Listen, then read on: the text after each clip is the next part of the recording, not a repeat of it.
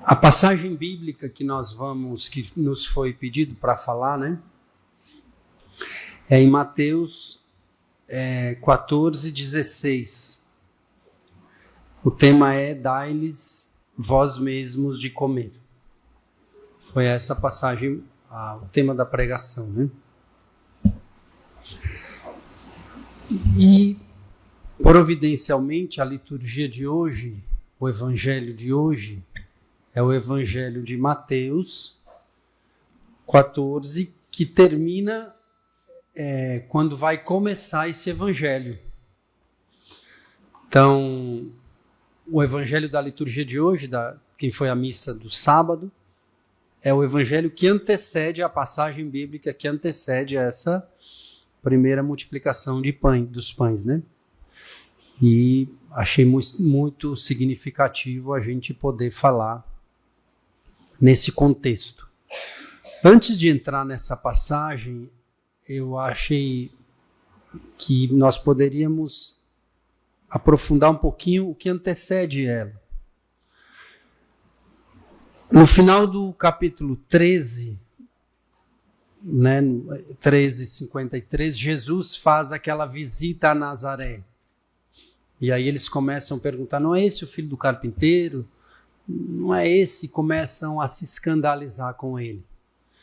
E ali ele já sofre, ele já tem uma experiência dolorosa, né? Porque ele termina dizendo que um profeta, não há profeta sem honra, exceto em sua pátria e em sua casa. Então essa dor diante dos seus, essa dor diante daqueles que são mais próximos, que talvez seja um pouco, muitas vezes, a dor que vocês sintam, tendo que administrar algo que é muito maior do que a capacidade que vocês têm, ou que a condição que o setor tem, e que muitas vezes mesmo vocês tentando pregar, falar, aconselhar, pedir, explicar, talvez vocês experimentem isso que Jesus experimentou, né? Não há profeta sem honra, exceto em sua pátria e em sua casa. E não fez ali muitos milagres por causa da incredulidade deles. Então aqui ele já teve um momento muito desafiante com os seus. Logo em seguida vem o evangelho de hoje, que fala da morte de João Batista. E termina dizendo assim: vieram então os discípulos de João, pegaram o seu corpo e o sepultaram. E em seguida foram anunciar o ocorrido a Jesus. Então Jesus teve aquela experiência dolorosa em meio aos seus, de experimentar a incredulidade deles e experimentar que a sua palavra não tinha força neles, não encontrava lugar no coração deles. Aí vem esse acontecimento com João Batista, que é alguém que nós não saberíamos nem explicar, tão profunda e tão mística essa relação que Jesus e João Batista tinham, desde o ventre da sua mãe. E aí então começa o evangelho da multiplicação dos pães, neste contexto. É neste contexto que esse evangelho acontece. Um contexto doloroso de Jesus com os seus e num contexto doloroso da perda tão trágica de João Batista. O evangelho começa assim: Jesus ouvindo isso, ouvindo o quê? O anúncio do ocorrido com João Batista. É nesse momento que ele vai para um lugar afastado. Assim que as multidões souberam, vieram das cidades, seguindo a pé. Essa figura, as multidões seguindo a pé, nós podemos entender um povo muito necessitado. Pessoas muito necessitadas, que fizeram esforços que naturalmente não se fariam, que com tranquilidade não se fariam. Também eles trazendo muito sofrimento no coração, também eles trazendo muito sofrimento físico, também eles trazendo sofrimento na sua vida. Então Jesus, a figura do servo sofredor, aqui num dos momentos, talvez nos momentos mais dolorosos da sua vida pública, e essa multidão, que também traziam dores e sofrimentos. Assim que desembarcou, viu uma grande multidão e, tomado de compaixão, curou os seus doentes. Preparando essa pregação, uma das palavras que mais me chamou a atenção, tanto pelo Evangelho, como pelos artigos dos estatutos, que nós vamos falar um pouco, vocês já podem ir abrindo, quem tiver, né? Que é do artigo 136 e seguintes, que fala da pobreza evangélica na comunidade Aliança. Uma palavra que deve, ao meu ver, permear muito é a compaixão.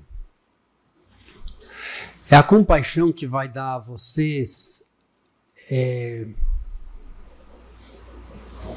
tudo o que vocês precisam para serem fiéis na missão que lhes foi confiada. Se vocês sentem necessidade, clamem a compaixão. Sem a compaixão, só tem mulher aqui, né? Uma secretária comunitária, mas também pode ser que algum secretário comunitário escute. Sem a compaixão, não tem como viver essa missão. Sem a compaixão, uma mera burocracia. Sem a compaixão é entrar e sair sem fazer a diferença. Qual compaixão? A compaixão de Jesus. Dai-me os teus sentimentos, né? Senhor, dai-me os teus sentimentos. A compaixão de Jesus. Agora, indo um pouquinho para os estatutos, o artigo 136, ele vai dizer assim, vai falar da pobreza evangélica. O que é que nós temos? Nós temos um povo que é digno da nossa compaixão. Nós temos Jesus, que tem compaixão do seu povo. Nós e um povo chamado a pobreza evangélica. É aqui que nós delimitamos toda a dimensão do que nós vamos falar hoje. A compaixão e a pobreza evangélica. A compaixão de Jesus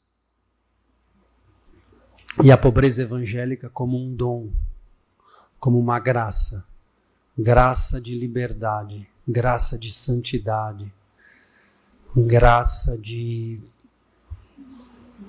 desejar o céu, graça de, aos poucos, ir rompendo com as ilusões dessa vida, ir rompendo com aquilo que talvez na nossa história, na nossa cultura, nós fomos educados, fomos preparados, fomos orientados para vencer, para ser feliz, para fazer sucesso, para ser rico, para ser o melhor, para ir rompendo com esse fardo insuportável e começando a desejar ir para o céu, a desejar as portas do céu, a entender que tudo passa, a entender que as coisas são transitórias, que a vida passa e que passa rápido. Os membros da comunidade Aliança, mas podemos ampliar também esse texto para a comunidade de vida, né? Mas especificamente aqui, mesmo não renunciando à posse dos bens materiais, são chamados por Deus a viver o espírito evangélico da pobreza, expresso em buscar em primeiro lugar o reino de Deus e tudo mais vos será acrescentado. Neste espírito, os membros são conscientes de que a grande riqueza a ser perseguida é o próprio Deus e de que na renúncia a toda a idolatria do possuir. Aqui são dois aspectos importantes. Primeiro, não renuncia à posse. Segundo, renuncia à idolatria do possuir. É muito importante entender essa diferença.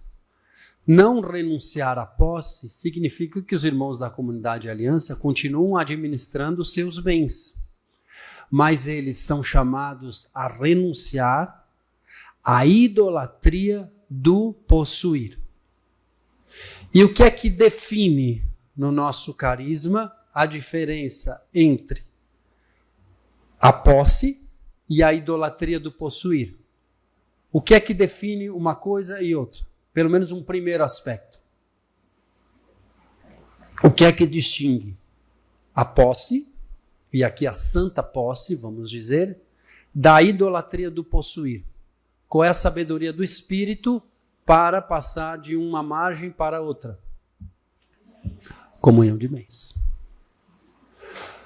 Para os irmãos que diante do altar fizeram um compromisso no carisma Shalom, é preciso entender que a santa posse se diferencia da idolatria do possuir na vivência da comunhão de bens. Esse é o primeiro aspecto. Existem outros? Existem. Mas sem esse, todos os outros se tornam questionáveis. E o que é a idolatria? Papa Francisco, ele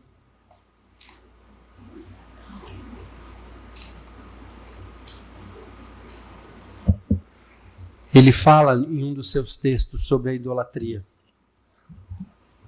A primeira coisa, reconhecer a idolatria é o início da graça e coloca no caminho do amor.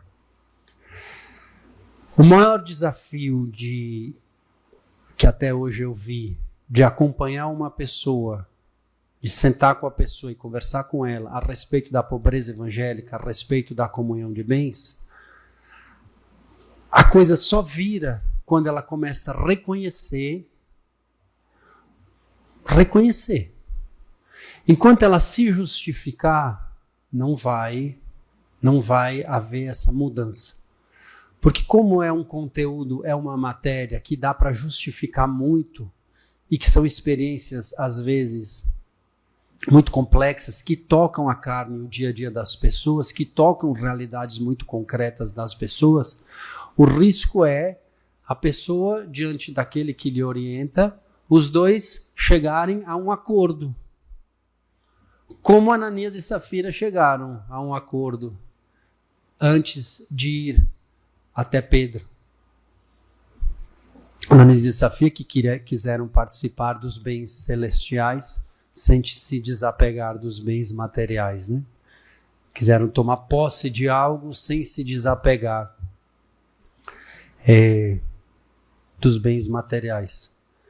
Isso é mentir para o Espírito Santo. Há um risco aqui nos diálogos, nos acompanhamentos, nas formações pessoais, no acompanhamento do formador comunitário, por querer acomodar, porque é um assunto delicado, por querer acomodar a situação, no final, mentir para o Espírito Santo. Chegarem a um acordo. O ídolo tende a tornar-se uma obsessão. Exige culto e, por fim, escraviza. O irmão consagrado que não vive a sua comunhão de bens, no início se inicia como uma obsessão. Num determinado ponto vai exigir culto e no fim vai escravizar. É esse o itinerário daqueles que se tornaram mornos diante desse assunto. Ou não vivem há muitos anos, tem gente que não vive há muitos anos a comunhão de bens, ou faz aquela jogada de mostrar alguma coisa para sair dos relatórios, para sair da... pode estar em um desses 3 níveis, né? Ou em obsessão, ou que já exige culto, que por fim escraviza. O ídolo é uma projeção de si mesmo em objetos ou projetos. Meus irmãos, a casa de um consagrado que desistiu de viver a comunhão de bens, que não vive a comunhão de bens. E aqui um outro aspecto. A gente sempre tende a se fixar na exceção. Existe a exceção. Existem casos graves, mas vamos se abster desses casos? Daquele caso, daquela pessoa que está numa situação delicada, que inclusive bateu a porta da Secretaria Comunitária. Vamos se abster disso, porque muitas vezes a gente fica tão fixado num caso que tudo que se fala é como aquela semente que é lançada e o demônio vem e rouba. Por quê? Porque não se adequa àquela exceção. Só que a exceção, ela é a pequeníssima parte. Nós estamos falando de irmãos 40%, 50% que não vivem a comunhão de bens, que não partilham a comunhão de bens.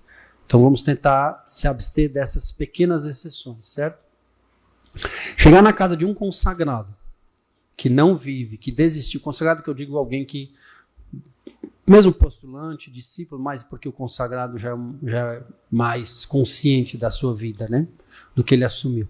Chegar na casa dele e não ver, e não haver uma vivência de comunhão de bens, uma decisão pela ausência da comunhão de bens, não, isso é uma coisa...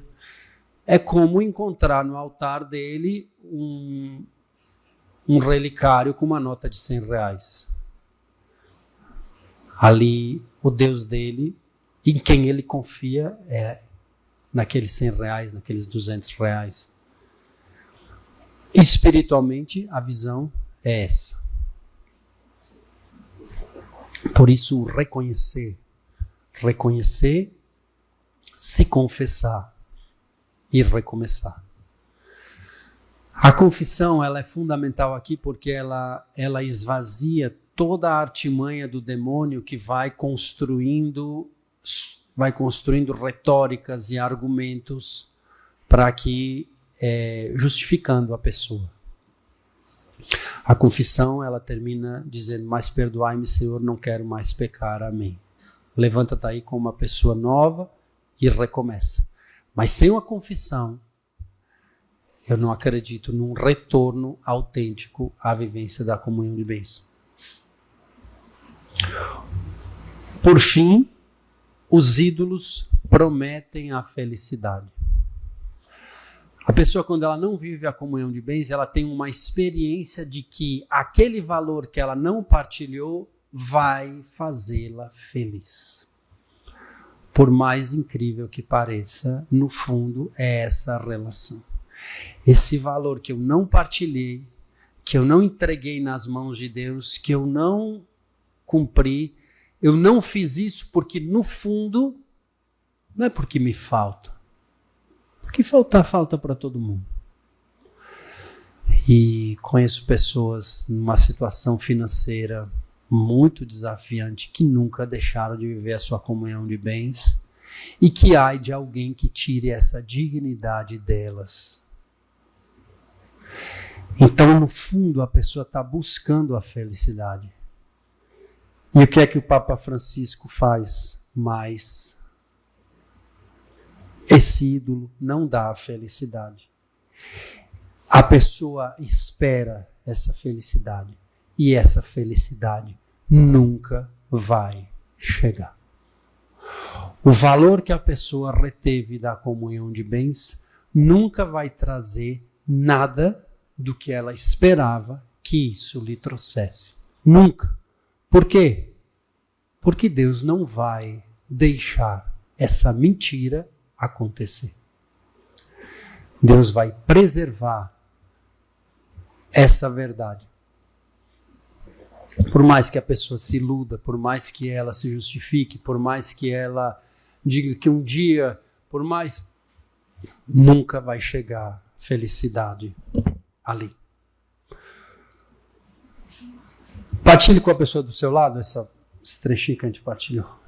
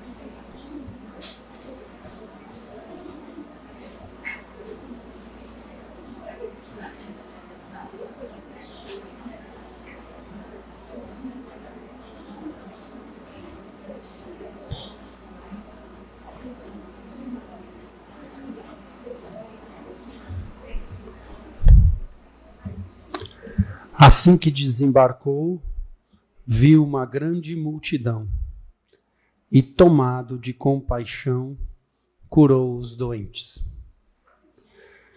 Chegada a tarde, aproximaram-se dele seus discípulos, dizendo: o lugar é deserto e a hora já está avançada.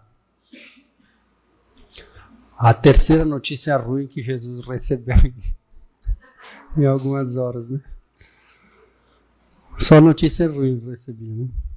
O lugar é deserto e a hora já está avançada. Qual é a solução? Despede as multidões para que vão aos povoados comprar alimento para si.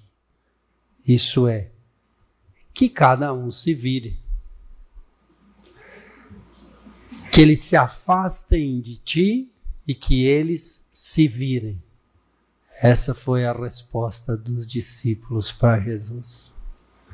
Deve ter ficado muito decepcionado, né, com essa. Ele, tomado de compaixão, vindo de experiências muito dolorosas, diante daquela multidão que ele tinha curado, a solução que os discípulos deram foi: manda eles embora e que eles se virem. Além deles acharem que Jesus não tinha o poder de dar uma resposta a eles, acharam ainda que a solução era eles se afastarem de Jesus, irem embora, darem as costas para Jesus. Essa é uma muito bonita essa imagem, né? Mas Jesus lhe disse: não é preciso que vão embora. Jesus cheio de compaixão. Jesus aqui nós não podemos entender, subtrair a relação afetiva e amorosa. Jesus não queria que eles fossem embora. Os seus parentes, de uma certa forma, ou os seus vizinhos, já tinham desejado um pouco se escandalizaram, não entenderam bem, incrédulos. João Batista, o qual era alguém que ele amava muito, havia sido falecido, né, de maneira trágica. Jesus não queria que mais ninguém fosse embora. Na secretaria comunitária, a compaixão vai nos dá essa graça de não querer que ninguém vá embora. Por mais limites, por mais... Não é mais uma porta. Aqui não é mais uma porta que você bateu e encontrou ou não encontrou. Aqui é o seu lugar. A secretaria comunitária é o seu lugar. Talvez não seja a solução que você esperava, ou não tem a resposta que você esperava, mas é o seu lugar, é a sua família, é estar próximo de Jesus, é a casa de Jesus. Mas Jesus lhe disse: não é preciso que vão embora, dai-lhes vós mesmos de comer. E aqui nasce também um protagonismo. Cada secretário comunitário pode escutar essa expressão de Jesus diante dos desafios: dai-lhes vós mesmos de comer. Há um protagonismo aqui dado. É muito importante substituir o protagonismo pelo assistencialismo, né? Como substituir o assistencialismo? Um protagonismo em Jesus. Porque senão fica voluntarismo. E voluntarismo também ninguém aguenta. Voluntarismo é um extremo, assistencialismo o outro. E aqui, este meio, um protagonismo em Jesus. Dai-lhes vós mesmos de comer. E qual é a primeira reação? Ao que os discípulos responderam: só temos aqui 5 pães e 2 peixinhos. Algo que vocês devem viver cotidianamente. Disse Jesus: trazei-os aqui. Talvez uma das... Eu já preguei isso muito para os ecônomos, mas eu sinto no coração de também dizer isso para vocês. Talvez a intercessão seja a maior missão de vocês. Essa mediação da necessidade, de um coração necessitado, de um Deus compassivo e vocês como mediadores. Essa mediação é uma intercessão e precisa se dar como intercessão, porque senão não há compaixão. A compaixão, ela nos leva para a capela. A compaixão, ela não nos leva à murmuração. A compaixão, ela não nos leva a reclamar de tudo e de todos. A compaixão não nos leva a botar a culpa em tudo e em todos. A compaixão nos leva para a capela e apresenta o seu povo e as suas necessidades a Deus. Senhor, é o teu povo, como Moisés agora a gente viu em algumas passagens, né, da liturgia. É o teu povo. É o teu povo que precisa, que necessita, que está vivendo isso. É o teu povo que não partilha. E um dos aspectos dos estatutos falam, aqui no 136,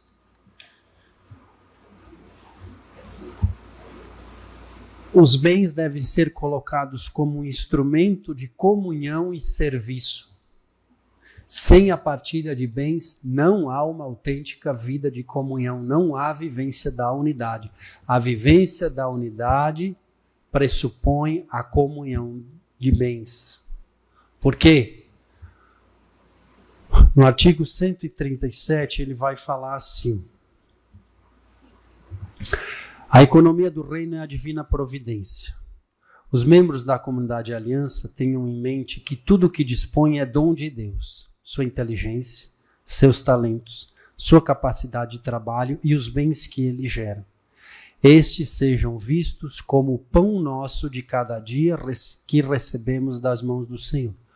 Um dos aspectos do pão nosso, que o catecismo destaca, é que quando Jesus nos ensinou a orar e diz: Pai, o pão nosso significa o pão que eu vou receber, que eu vou me saciar e que eu vou partilhar, porque é o pão nosso. Não é, Pai, o meu pão de cada dia me dá hoje. O pão nosso de cada dia nos dá hoje. Quando eu peço o pão nosso, eu já estou dizendo a Deus que eu vou partilhar, porque é o pão nosso. É o pão para nós, não é o pão para mim. Nós somos seus administradores e Deus é o dono de tudo.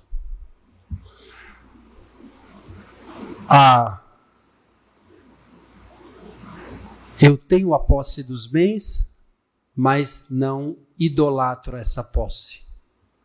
Isso quer dizer que eu sou o administrador e que Deus é o dono. E que tudo o que eu tenho é em vista também dos filhos do Pai que está no céu. Pai, o pão nosso de cada dia nos dai hoje. Não é preciso que vão embora. Dai-lhes vós mesmos de comer. Ao que os discípulos responderam, só temos aqui 5 pães e 2 peixes. Disse Jesus, trazei-os aqui. E tendo mandado que as multidões se acomodassem na grama, tomou os 5 pães e os 2 peixes, elevou os olhos ao céu e pronunciou a bênção. O recurso da comunhão de bens, que chega nas nossas mãos para administrar, ele passou por um processo anterior, um processo espiritual. A pessoa, no Evangelho de João, a redação, ela esclarece mais isso, porque tem um menino, a figura do menino, né? Mas o que acontece? O irmão, quando faz a sua comunhão de bens, ele entrega os seus bens nas mãos de Jesus, como os 5 pães e os 2 peixinhos. Jesus acolhe aquilo nele. Ele não bota no bolso. A figura do ofertório da missa, né? O pão e o vinho, fruto do trabalho do homem, que vão se transformar no corpo e no sangue. Então, Jesus assume nele, eterniza, isso é, aquilo, de uma certa forma, estará e está no céu. As pessoas que partilham os seus, fazei amigos com o tesouro, fazei amigos no céu com o dinheiro da iniquidade, né? Misteriosamente, esse recurso ele vai até o céu e lá deixa a sua marca. Jesus abençoa quem partilhou, abençoa esse recurso e abençoa a destinação dele. E devolve a nós. Então o recurso que nós administramos passou por tudo isso. É um recurso sagrado. Ele é sagrado. Porque o efeito dele é um efeito salvífico. Essa dimensão quando fala da economia, né? Um dos aspectos do estudo da palavra economia pelos padres da igreja é o sentido da salvação. Sempre que se fala de economia, no sentido bíblico, se fala de salvação. Então aqui se estabelece uma relação de salvação em quem partilha, em quem administra e em quem recebe. Aqui se estabelece a comunhão dos bens. Esta comunhão que se dá Deus, a mediação e aqueles que serão beneficiados por isso. Os que partilham, Deus que inspiram os que partilham e dá para partilhar, esses devolvem a Deus, entregam nas nossas mãos e chegam até aqueles que necessitam. Por isso que no Evangelho de Mateus diz, vosso Pai sabe que tendes necessidade de todas essas coisas. Se alguma pessoa bem pobre viesse e dissesse para nós, é verdade isso? Deus sabe que eu tenho necessidade dessas coisas? Sim. E por que ele não age? Ele age. Quem não age é a causa segunda que fechou o coração. Mas Deus agiu. A cada consagrado é uma resposta para as necessidades daqueles que gemem e sofrem esperando a manifestação dos filhos de Deus. Cada consagrado é uma resposta. E essa resposta, ela se multiplica. Então, por isso que podemos buscar que não haja necessitados no nosso meio, a alma da cidade na evangelização e tudo aquilo que Deus nos fala. Trazei-os aqui, e tendo mandado que as multidões se acomodassem na grama, tomou 5 pães e os 2 peixinhos, elevou ao céu e pronunciou a bênção. Em seguida, partindo os pães, deu aos discípulos, e os discípulos às multidões. Deu aos discípulos e os discípulos às multidões. Deu à secretaria comunitária e à secretaria comunitária aos que necessitam. Todos comeram e ficaram saciados. Ainda recolheram 12 cestos cheios dos pedaços que sobraram. Ora, os que comeram eram cerca de 5.000 homens, sem contar as mulheres e as crianças. O artigo 138 vai dizer: ao emitir as promessas, o membro da comunidade de aliança considere que sua vida, portanto, todos os seus dons e bens são consagrados ao Senhor e à construção do seu reino. O que foi o pecado original?